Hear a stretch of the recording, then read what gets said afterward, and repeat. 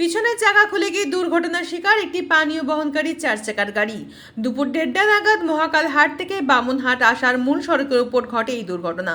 প্রত্যক্ষদর্শীদের বক্তব্য, জানা যায় গাড়িটি দিনহাটা থেকে চৌধুরীহাটের উদ্দেশ্যে যাচ্ছিল। সেই সময় মহাকাল হাট পেরিয়ে কিছু দূর আসার পর হঠাৎ গাড়িটির পেছনের দিকে বাঁ দিকের চাকা খুলে যায়।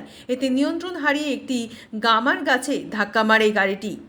এরপর পাশে থাকা আরেকটি গামার গাছ থাকার ফলে গাড়িটি উল্টে যাওয়া থেকে রক্ষা পায়।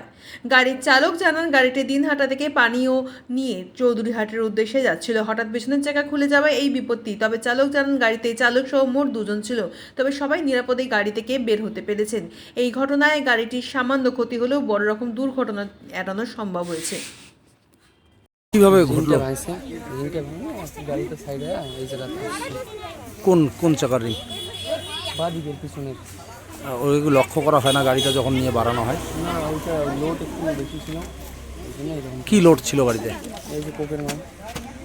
এমনি কারো গাড়িতে কয়জন ছিলেন আপনারা? আমি 2 জন ছিলাম। চালাচ্ছিল কে? আমি চালাচ্ছিলাম।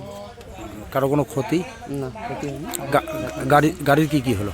গাড়ির চাকা গেছে আর চাকাটা খুলে গেছে।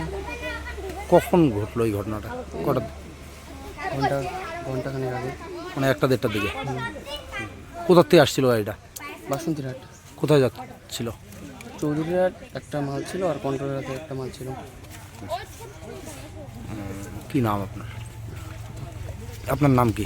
সঞ্জীব বর্মন। ঠিক।